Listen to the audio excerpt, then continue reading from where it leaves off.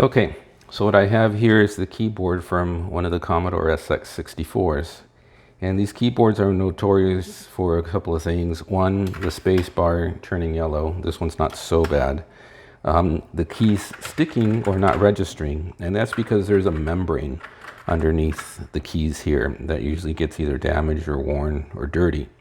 So we're going to take this apart, take a look at the membrane, see if we need to repair it, see if we can repair it or if we need to replace it. So let's do this.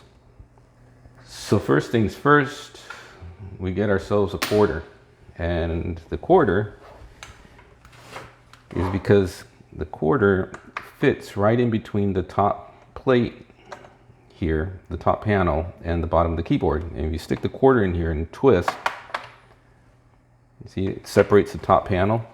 You do the same for the other side. Put the quarter in there and twist. The other side comes, and then there's only two more clips that are towards the center here, and they're small, so if you kind of just push this in just a little bit, they'll pop out. Okay, so now that you have this completely separated from the back, you can just basically pull it up and out. Okay, so now you're left with this. So there's 4 screws that hold this down. This little tiny screw here holds the membrane. You don't need to unscrew that just yet. And we'll take these 4 screws out here.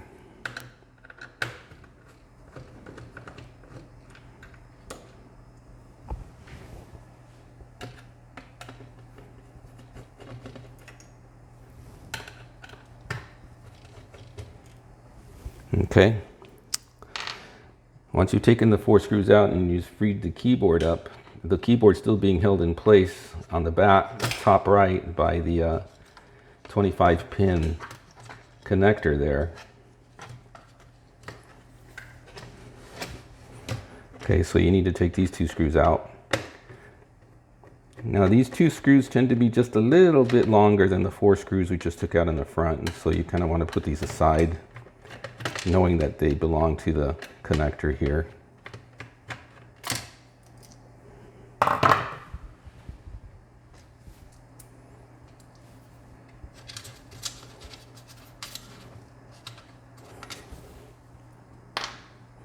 All right, so now that we got the keyboard out, we'll put that aside. Now would be a good time to also clean the base, wash it, because there's dust that gets trapped in here. It comes through the keyboard port. And also, if you have these clips that are damaged, now's the time to replace them. You could have replaced them without taking the keyboard off, just so you know. There's these 2 little screws here that hold the clip in. There's a little spring that keeps the clip propped up. So just be careful that you don't lose that spring, but you unscrew these 2 screws, this little plate comes off, and then you have full access to that little latch. So if you get an aftermarket latch, because these are broken, very easy to replace. Okay. So normally you would think pop the keycaps off and start going at this, but in this case, for these keyboards, you can see this is going to require a little bit of cleaning with a vacuum. But in this case, you're going to take the whole key assembly off. Each key has these two little things here on each side that that you pinch together, and it frees them up from the keyboard, from the plate. So if you pinch these together,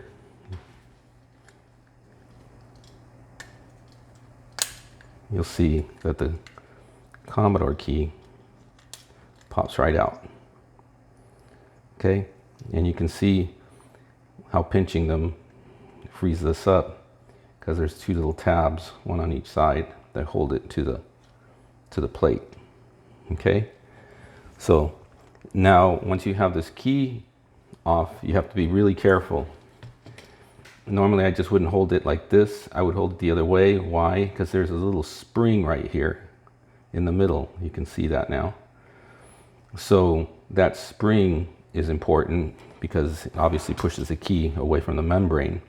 But the other reason it's important is because that little spring should be really close to the top of the plastic without protruding.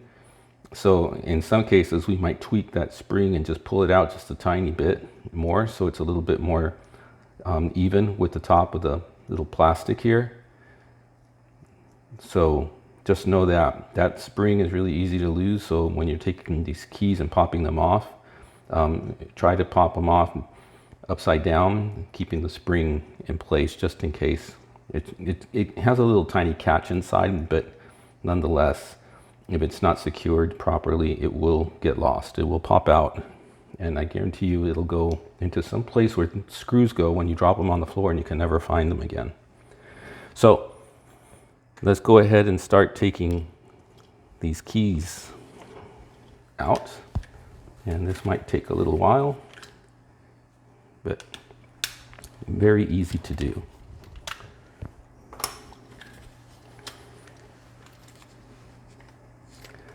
Just a lot of pinching.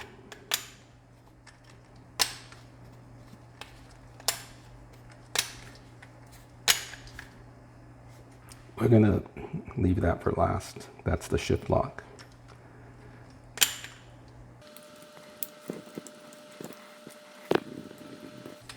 You don't want to be rough and pull it, because otherwise you might break that little tab off, and that would be really bad news.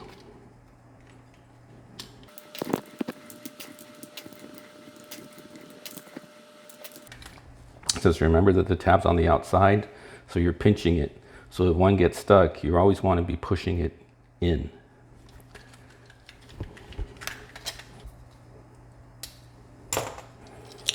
Okay, so the shift lock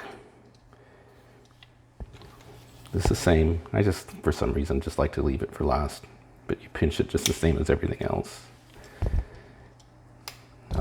The LED stays intact. Okay, so that leaves the keyboard, the space bar. The space bar, there's two tabs, one on each side here that you squeeze in and push, and then it'll free the ends up, and then you squeeze the two tabs here in the middle just like the rest of the keys. And what I like to do is just note that the small side of the keyboard goes towards the keys and the long side of the keyboard goes towards the front. It's easy to get confused and put it in backwards, so keep that in mind. Short to the back, long to the front.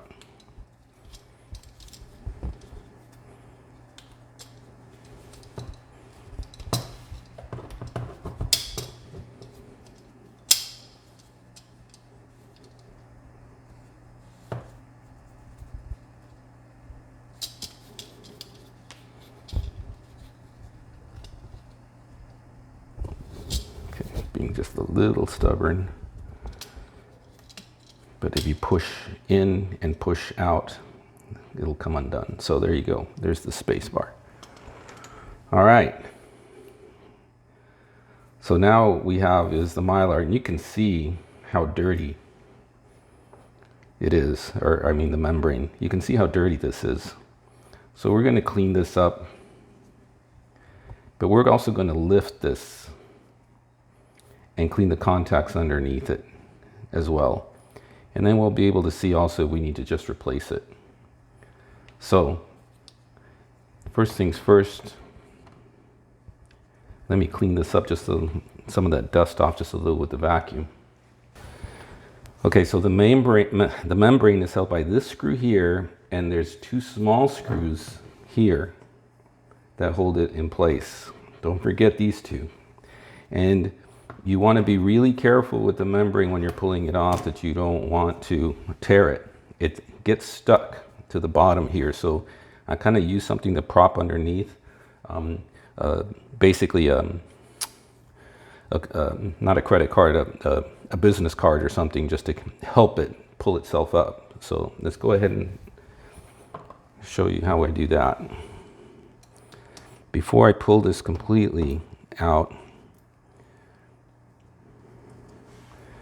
not that it really matters on the top, and let me go ahead and clean this a little bit.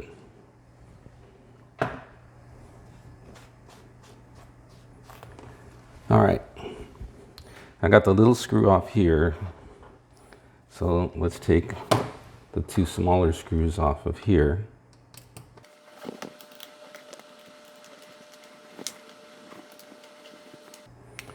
Okay, on this little plate here, this little tab here goes on the top left. Remember that orientation, okay? So I'm gonna put that aside there.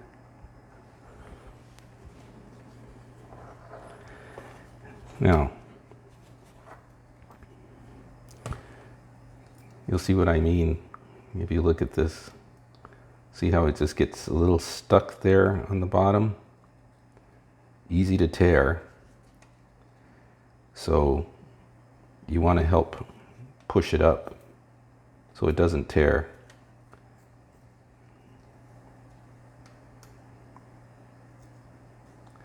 So I'm going to go get a business card and start helping it along. I'm going to use my adult pass to saving wildlife images. We're a big supporter of wildlife images, so if you're ever out in Grants Pass, Oregon, great place to go. Okay, so as I'm pulling this up, I'm just helping it along with this card here. Some people might use a toothpick. See how that right there got stuck. So do it slowly and you won't have any issues. You just kind of keep helping it along. See right there, that little pieces, you want to go ahead and unstick that. There you go.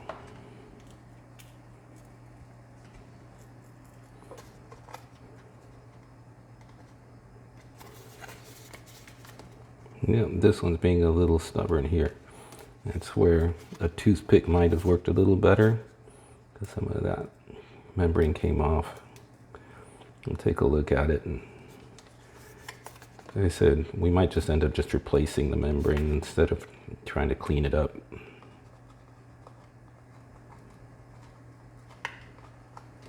Because there's pieces of it here that were pretty stubborn. Yeah, see.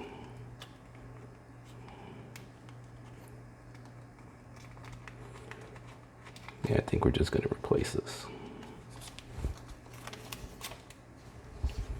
All right.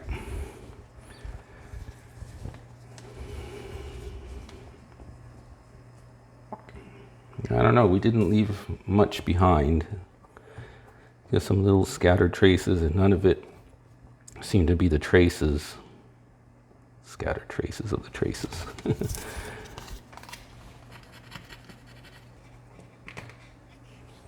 All right. So the next thing we're going to do is clean these contacts up. Clean the keys. And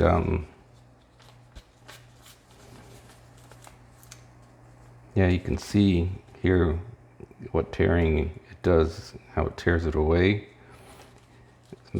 This white plastic thing is basically made to insulate. So I don't think I want to take the chance though. We're going to go ahead and replace this. So here, this is what makes contact between both sides of this. So we want to make sure, I'm going to use a tester to make sure that there's contact, that we didn't peel anything off, which I don't think we did. I'm looking at the membrane here.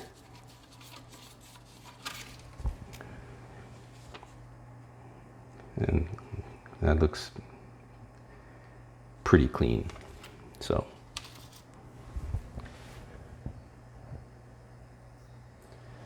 okay, so we're gonna first put a little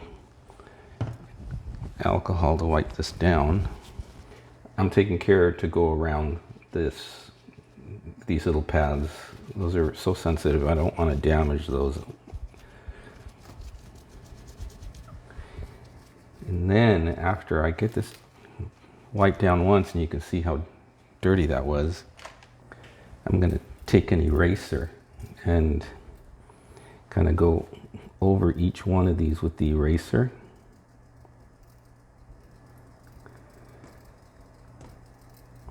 I found that that works wonders on the user port contacts of the Commodore 64.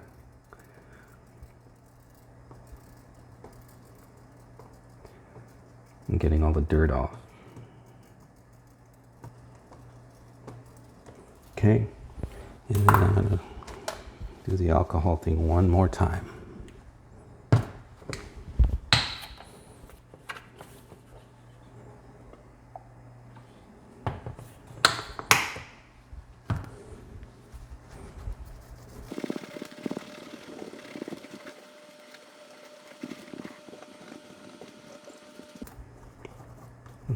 Make sure you spot check. There's a couple of places where I saw some of the membrane still stuck on. You don't want it to float off and cover up one of these contacts.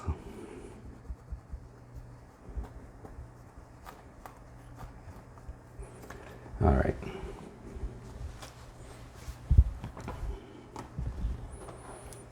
Take one last quick look.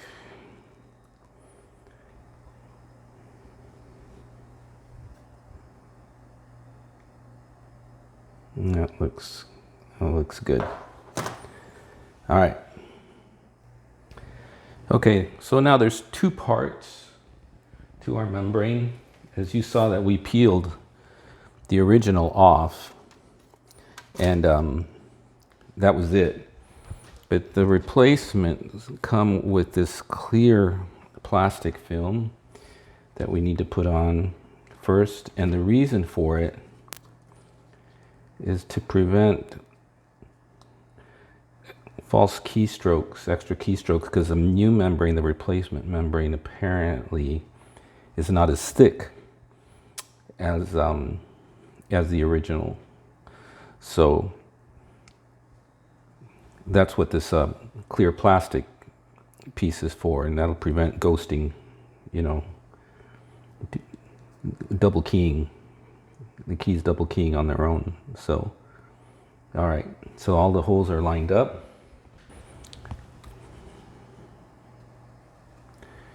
And then we bring in the new membrane here.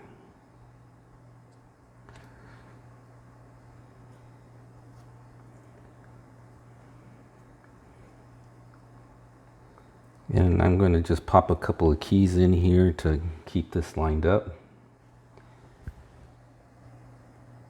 correctly, and then we'll continue. Okay, let me see here.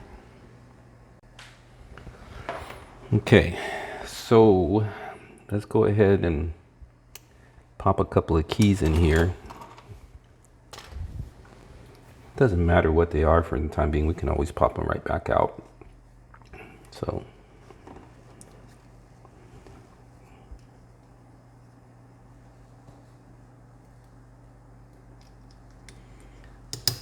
this way it keeps the membrane in place.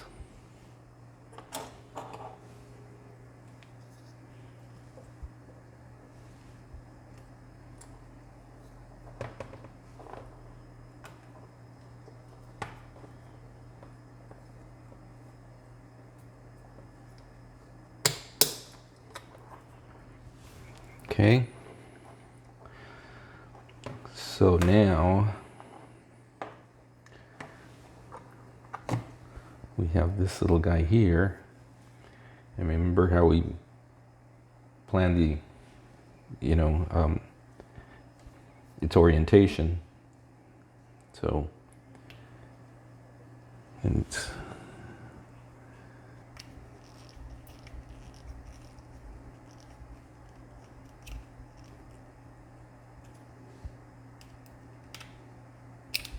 okay.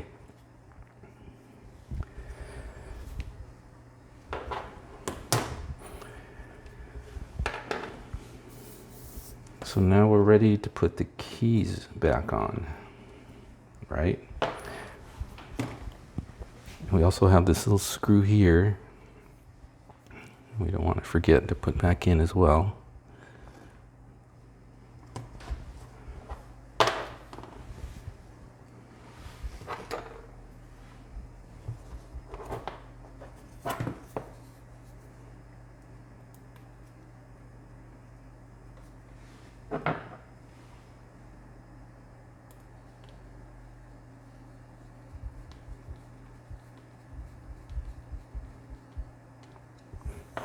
All right. So let's clean the keys. This is the old membrane. It didn't look like there was anything wrong with it, so I'm going to keep it just in case. There's just some little bits of it missing here and there, but it's not going to impact its performance, I don't believe. I think it probably just needed maybe a little bit of cleaning, but nonetheless, we'll keep it around.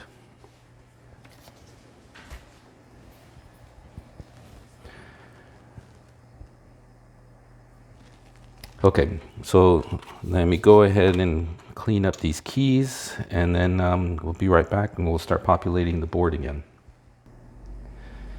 Okay, so I cleaned up the keys and ready to pop them back on. Basically what I do is I'm gonna put the corner in here.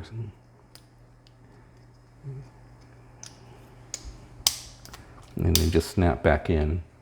And then this is already holding the membrane down on this side. So I'm going to start by putting in the space bar. So the long part goes to the front, okay? And these two ends clip in, and then the center clips in as well. So we just got to make sure they're all lined up.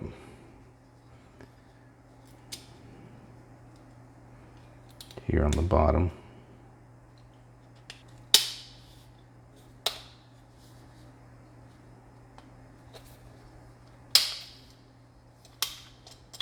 Okay, so you can see all the clips are in. That thing works. That's pretty much the only pain in the butt one. There is the lock with the LED goes on just fine, just like all the others. So I'm gonna just start populating this board up, and yeah, we'll take it from there.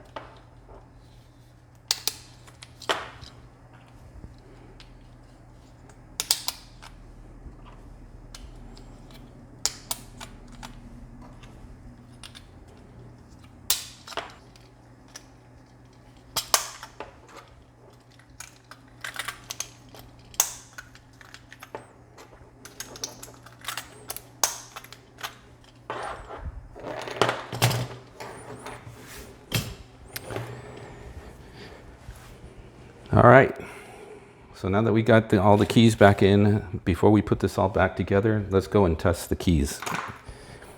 Okay, so I got this keyboard plugged in, and here's the screen. Let's see how well this works. Going through the top row of keys. Everything looks good. Now for the function keys, you could actually put it inside quotes, because the function keys on their own, don't do anything. But if I do a double quote here, then hitting the function keys, there you go. So you can tell that the function keys work.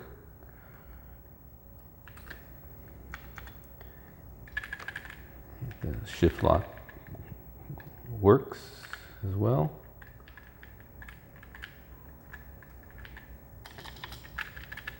So I think that this is, here's you go up and down the cursor.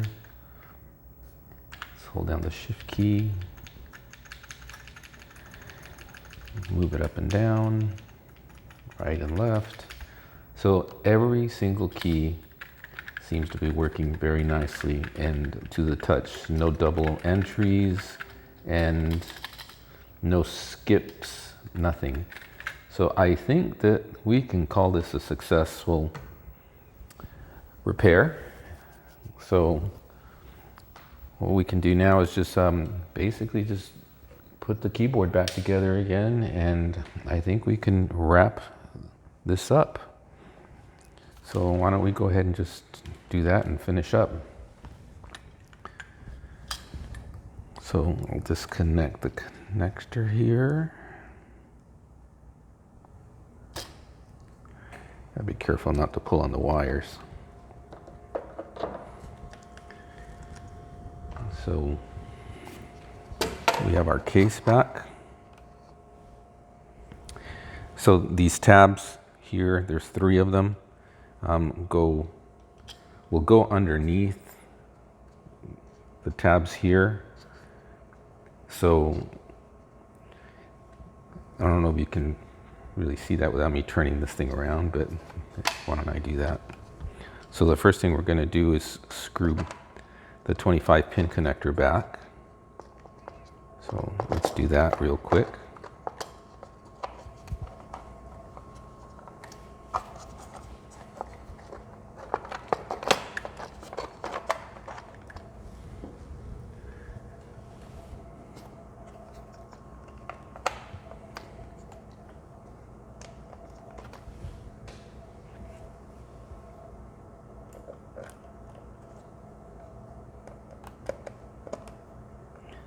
So I first go counterclockwise until I hear a click, and then clockwise. That way I don't cross thread the existing thread that's in there.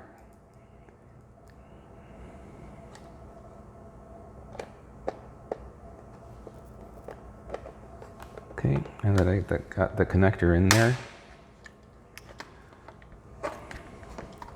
again, these little tabs in the back go underneath in these little slots that are there.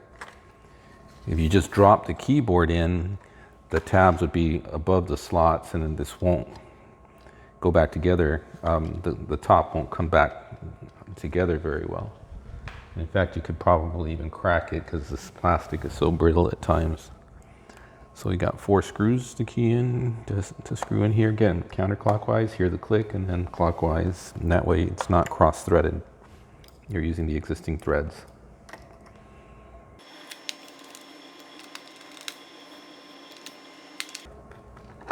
Okay, and then to put the top back on, I start with the bottom, get it all lined up, and then the top should just snap into place. There you go. Okay. Beautiful working keyboard. All refurbished and clean, and that I think will wrap this up. So yeah, I don't think there's any much more to say. Easy as that. Feel free to leave any comments or any questions in the comments. I'm happy to answer them. So I think the next thing that we're going to do as far as an SX-64 is we are going to make our own cable, because a lot of these cables, sometimes the keyboard cables are missing or they're damaged.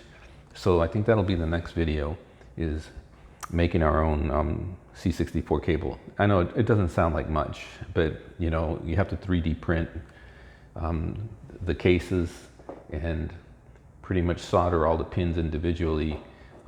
It's probably just going to be me accelerating a video of excruciating, tedious work. But so stay tuned. Anyways, like I always say, you only live once. Live for today, enjoy everything. Peace out.